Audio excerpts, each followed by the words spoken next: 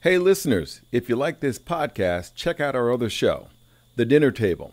Listen to archived content and in-depth interviews with insiders and innovative people working with food. It's on our website, www.fredopie.com.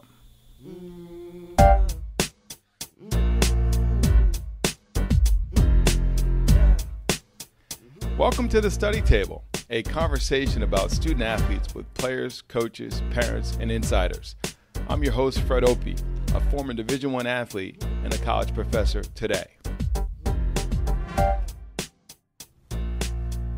Today's interview is with Nellie Pineault, and she is the head women's soccer coach here at Babson, and I want to have a talk with her about the success of her program. This is the first year you all made the tournament, the NCAA tournament. First question I'd like to ask is, was there something different about your recipe this year? Preseason, getting ready for the season. Did you do something different in your lineup, your structure? How do you explain this and how do you repeat it? Mm-hmm. I think, this year a lot of pieces came together for us. And I wouldn't say that the success this year has been a lot to do with, our current team and the players that we have and the work ethic that they bring to practice on a daily basis. But I also think it's been a bit of an evolution over the last few years. So I wouldn't necessarily say we've approached anything significantly different this year, but we've made some changes in the last few years that have started to see some changes, I think. What are some things, I'm thinking about a young coach who takes over a program, whether it's at the club level, high school level, or the college level. What are some things that you change that when you sit back, you say, that made a difference? I think one of the biggest areas that we've focused on the last few years is the importance of leadership over the year. So we now are doing leadership development with our upperclassmen for 10 weeks throughout the spring season. And that's opened, a lot of doors of communication and just learning about our players and what motivates them and how they're able to impact their teammates and also evaluate themselves, but evaluate each other. And a lot of that work, I think, has paid off in their confidence, with themselves and confidence with each other. Do you feel yourself delegating more to your captains in this process and to your seniors in general? Mm-hmm. And I would say, our leaders in general, for sure, and our captains. And by doing this development in the spring, they have a really good understanding coming in their senior year, their junior year, and particularly this year, of what coaches' expectations are, but the expectations that they want for themselves and also for their team. And this year, especially, interestingly enough, half of our team were first-year students, and it's the largest incoming class that we've had in my history here. And, so that made it much more important for our upperclassmen to be able to, communicate and motivate and make them, understand what Babson soccer is all about. The inspiration for this change, and first of all, I love the idea of empowering your players. The inspiration, did it come from a conference speak you heard, a book you're reading? Where did it come from? I think experience just in general, both as coaching, but it's clearly, when we go to conventions and we're talking with our colleagues, it's not necessarily just about the X's and O's, where I think, 15 years ago it was probably more heavily weighted in that. There's much more, off the field to work with in this day and age, I believe. And that's, I think, more been an evolution, and at least in my career. So you mentioned that this year was the largest incoming first-year class that you've had. When you think about your recruiting pool, and I would imagine it's going to change now that you've made the tournament, that usually is a game changer and for many coaches when it comes to recruiting. Have you rethought the recruiting pool that you'd like to see? How many students are you looking at? And what do you like to see both on and off the field in the people you're recruiting? Well, our recruiting strategy changed about 2 years ago. We have made the effort to make it to more national level tournaments. and will be continuing to do so. And my hope with making the NCAA tournament this year will really help put us on the map in terms of those players in those tournaments. And, we want to go to a tournament and obviously have talent is so important, but we also look at what they're like on the field in terms of leaders, how they treat their coaches. We see them with their parents after the game, how their relationships are with their families. So we're not just recruiting, soccer players, we're recruiting the person and the personality that we'd love to see in our program.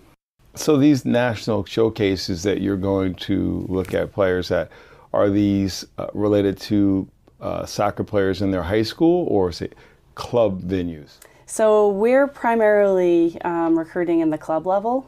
We will occasionally go to a high school game, but by and large, the recruiting through at least women's soccer is clubs, and there's different levels of leagues within the club organization, and the ECNL league is the highest level, and they have a certain number of events they need to play in over the year. So we've attended the ECNL event in Sanford, Florida, which happens in December the last year, and we'll be attending this year. That's a tournament we haven't necessarily gone to in the past.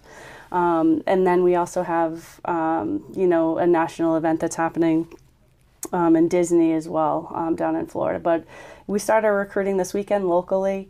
We will travel this year to North Carolina, Las Vegas, New Jersey, again, Orlando, and hopefully expand to Houston in the next couple of years. Is women's soccer a scenario where there are traditional hotbeds, or is it very similar to my own sport, lacrosse, where it has taken off? It used to be, Long Island, Baltimore. Now it's Texas. Mm-hmm. Is women's soccer hotbeds, or is it taken off everywhere? I would say that you can find talent everywhere. There are, hotbeds of soccer, such as Southern California. It would be considered a hotbed for soccer. But really, you're looking, these teams that we're seeing at these showcases are traveling, across the country to attend. So we're really going to see talent from everywhere. All right, I'm a parent. I'm listening to this podcast, and I'm Babson. I know about this school. It's got a high ranking, entrepreneurship, blah, blah, blah. I see you at the venue. What are the do's and don'ts, NCAA-wise, with you? And what would you like? So what's legal for a parent to do or should do? And what's the scenario if I want to start courting you as a program, as the parent, or as a player? What do I do? So the way it works now is we will get contacted by families prior to the tournaments that we are attending, and by and large we are contacted by the players and the students. It is pretty rare at this point that I would have a parent contact us, which is the preferred mode of communication. So the player. The player. Okay. So right. So it's really important for us to see the player, even though they're in high school, being able to reach out, make a connection, whether through email or phone. And really have a mind of their own and speak for themselves when it comes to the recruiting process. And do they need assistance sometimes? Absolutely. But what we look for, with our players, it speaks volumes when a player can take the initiative on their own and take hold of the recruiting process on their own. So when you think about, I'm really trying to delve into this whole idea of parents, coaching, and the players. If you think back to your career as a player, assistant coach, now the head coach, tell me some of the craziest things with no names of parents, just scenarios. So I'm hoping some of the parents who are listening to this, you can check yourself with, oh God, that sounds like me. What are some of the craziest things you've seen with quote unquote driven parents, type A parents, helicopter parents, whatever we want to call it? Craziest thing I would probably say is the family that came in with news clippings of every game that their daughter had played in over the years, since elementary school, bound together in a laminated package as part of their recruiting materials. That's probably one of the craziest things And I've so in seen. that scenario, it sounds like the Christmas present you didn't want. So in that scenario, do you take it? Do you say, thank you, but no thank you? How did you handle it? It's just a little overwhelming. Did you want to laugh? I probably did laugh, to be honest. I mean, you got to bring some sense of humor as well to the recruiting But the parent thought this was, the parent thought it was the Holy Grail. Exactly. And, I understand parents are really proud of what their kids have done. And, if they weren't where they are now on the club team that they are, the fact that they're on the club team shows how well they've done in the first place. So they don't need to prove themselves what they've done in the past. And what I'm interested in seeing is what they're like now, and how they carry themselves. And, and even furthermore, I want someone who is, most interested in the success of the team and not necessarily their individual accomplishments over the years. What about on a game day? What's the craziest thing you've seen parents do as they're watching their child play, whether it was at a showcase or a college game, and you're going, oh, no, I didn't just see that. Yes, so in our sport, we're not allowed to talk to the parents during the games, and we usually do. I think it's probably similar in lacrosse. A parent manager will walk around with a roster. Parent manager? Yes. That's a new term for me. It is. So each club team usually has a manager. It's typically a parent who walks around and gives the coaches a copy of the roster of who's playing with their the college coaches? Or? Yes, the college coaches, yeah. And I would say one of the crazy things I see is when, this is a system that's set up and pretty dependable in the soccer world, is a parent that makes their own pamphlet for their own kid and start walking around and talking about their kid. So that's very much an outlier. Okay. You're not going to see too many of those, but it does happen. I just got the image of you and other coaches and talking to each other. Here they come. Let's go get some coffee. And you're literally, speeding up to get away from this parent. And they're walking around with like stickers trying to put this information. Yeah. So that's the overzealous parent. Yeah, and I would say by and large, parents have been pretty good. I think once they get to the college level, the ones that have had good mentoring through their club programs, because a lot of club programs now do a lot of mentoring for the families. This? Yes. Okay. Yep. They'll have college nights and do's and don'ts ahead of time, so that when they're at these showcases, they're not overwhelming themselves or anybody else. How about at the college level? It doesn't sound like you don't see crazies. By that time, the crazies are out of the picture? It's pretty, at the tournaments themselves, it's pretty controlled because of the NCAA guidelines, because we're not allowed to approach them, and technically they're not allowed to approach us. Mm-hmm. So when I go to a tournament, we almost talk to no parents at the tournament itself. Mm-hmm. I think the do's and don'ts come into play when it comes to actually contacting coaches before and after the tournament, and then coming in for their unofficial and official visits. And that's where I think a lot of the do's and don'ts come into play. But no scenarios when you are on the field coaching Babson girls and some parent, again, anonymous, but no parents on the other team or on your team that you've seen over the years that you're going, oh my gosh. I mean, sometimes I'm watching games. Some of the things that parents will say to the officials, or they're complaining about their kid not getting playing time. And meanwhile, the other parents of the same team are sitting right there and they act like only them and their spouse can hear this conversation. I hear that from the stands. Sure. And, recruiting is one thing and being in the game is another scenario. And certainly I'd have to say with my own personal team, we've had great parents. That's good. I can't speak enough for them and what they've done for the program and guiding their own kids. But I think a lot of that is just hopefully having been through the recruiting process and guiding them through the recruiting process, they understand that at the end of the day, their kids are now adults and are responsible for themselves. What would you want from the parents of your players? I mean, when you're saying they may already be doing, but if you would like to say thank you for doing, what is the thing that's really helpful for parents to know with their college coaches for the coach of their kids at the college level? I think at this level, at least in the last couple of years, like thank you for letting them be kids in a sense, right? And allowing them to have new experiences and not be a controlling part of the process, because the kids and players that come and succeed as athletes are the ones that can think for themselves and speak for themselves and really feel confident and comfortable having a relationship with an adult or a coach or an athletic staff member. So I think in some ways it's, allowing your kids to fail, so to speak, in order to get stronger, and allowing them to be in situations that they may be nervous about, but can have that experience and learn from it. We'll be right back. For more interviews and related content, go to www.fredopie.com. Ask questions on Facebook at www.facebook.com/The Fred Opie Show, and on Twitter at Fred Opie Show.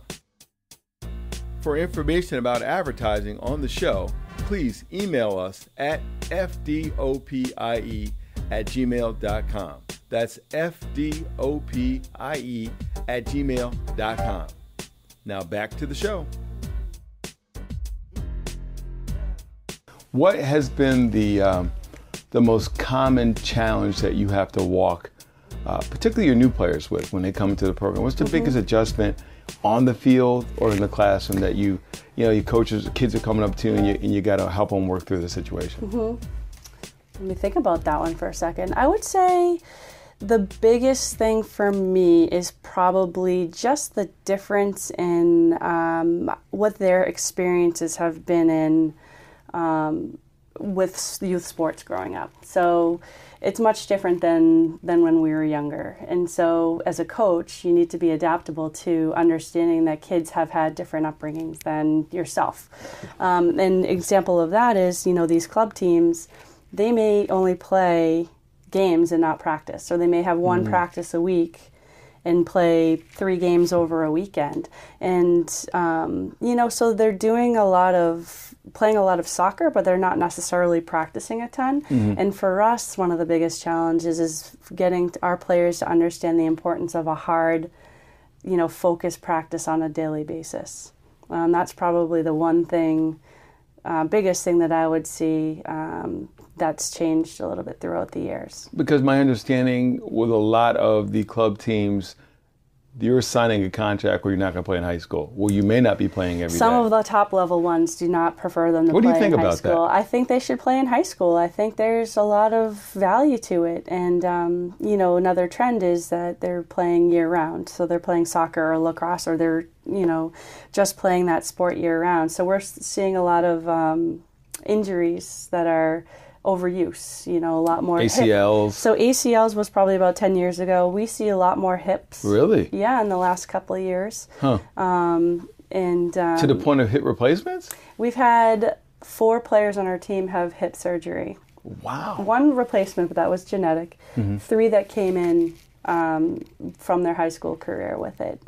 And what exactly is the motion that's leading to the injury? Well, I don't know if it's, playing one sport is a lot different than, if you're playing soccer one season and lacrosse or basketball another season, that's a lot more cross training and a lot more variety of motions. Okay.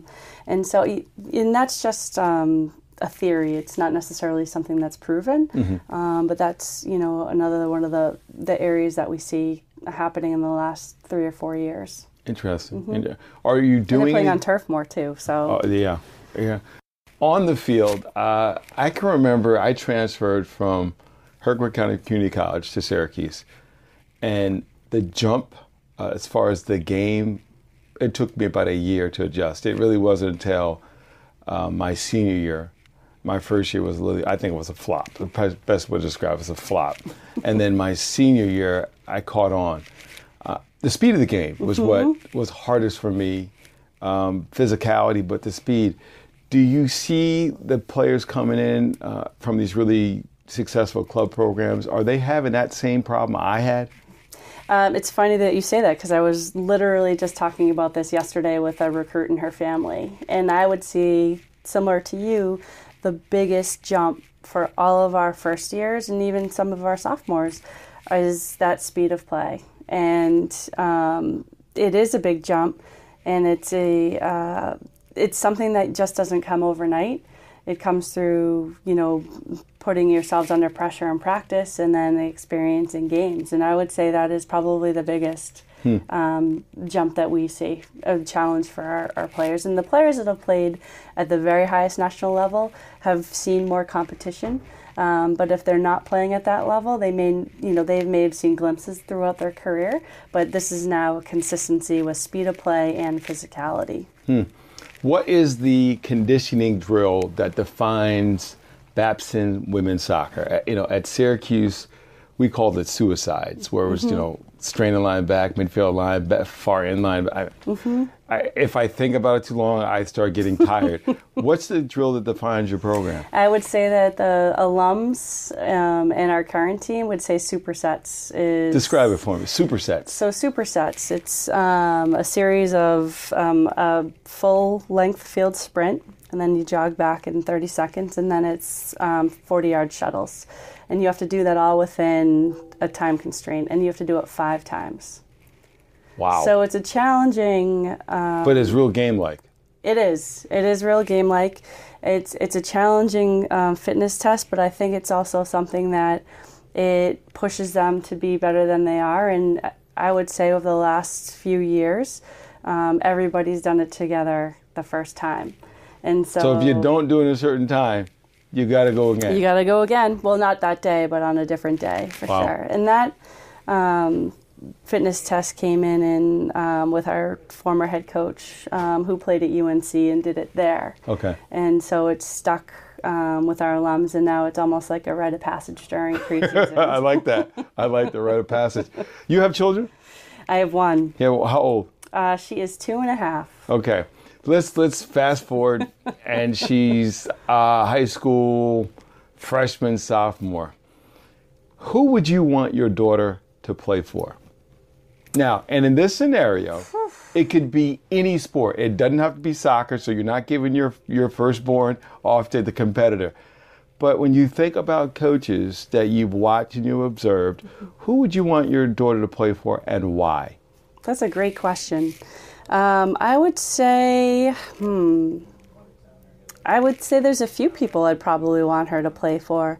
But one person that I've always really respected, and she's actually an out-of-region coach, is Alice-Ann Wilbur. She's at William Smith. And we've gone and played in their tournament, and they've come and played in our tournament.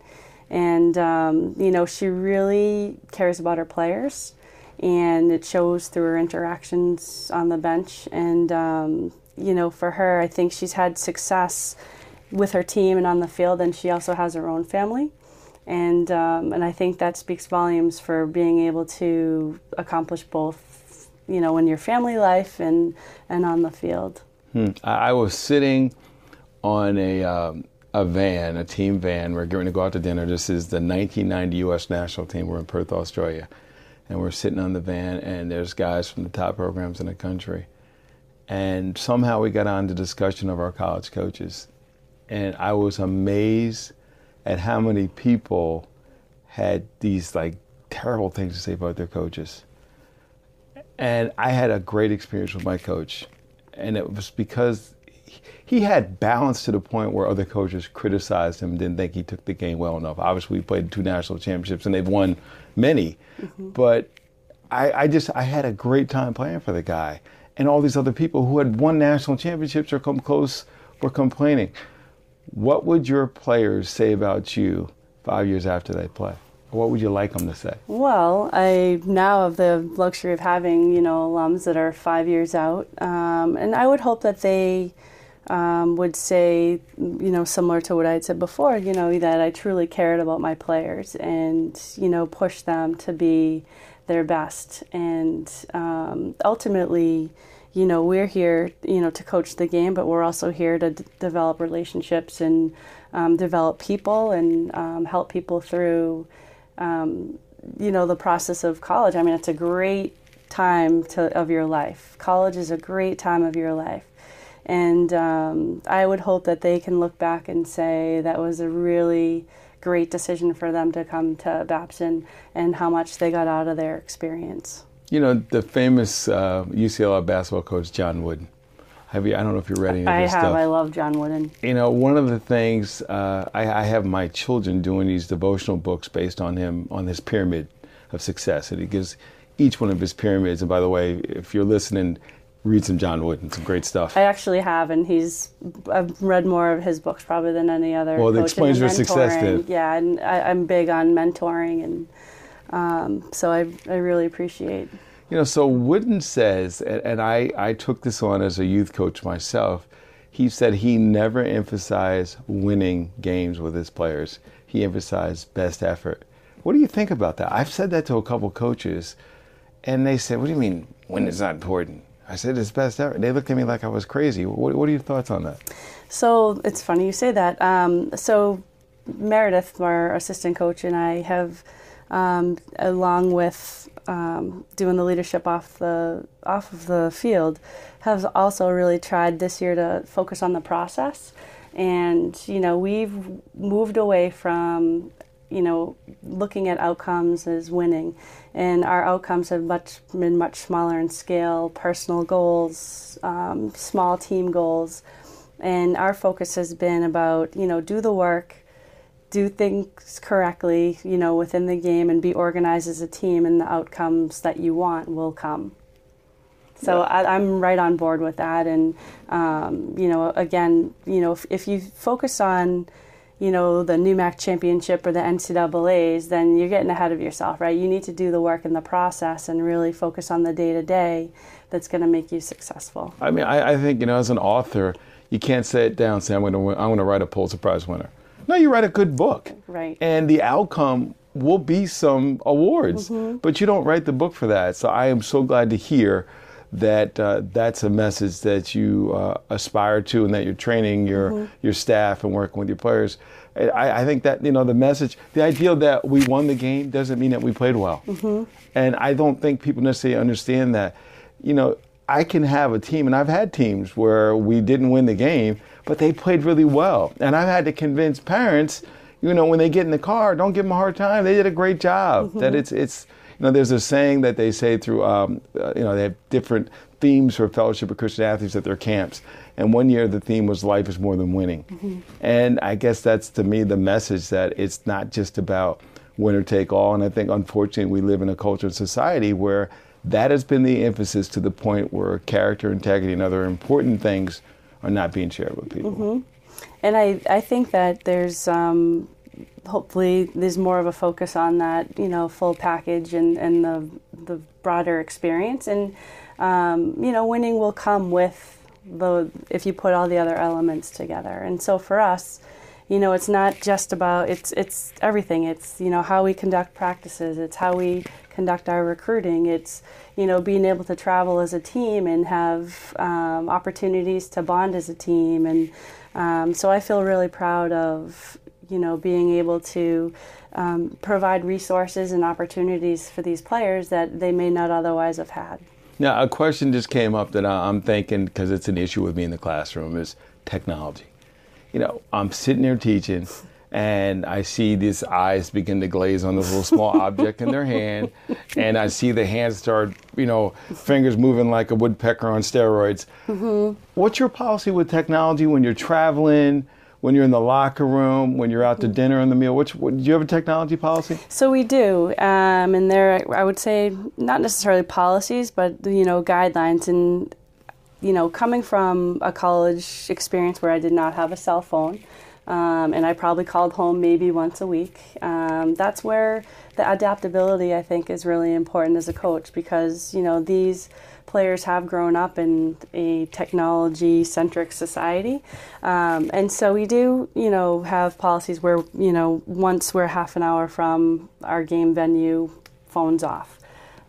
If we're in the locker room, pregame and other opportunities in the locker room, phones off.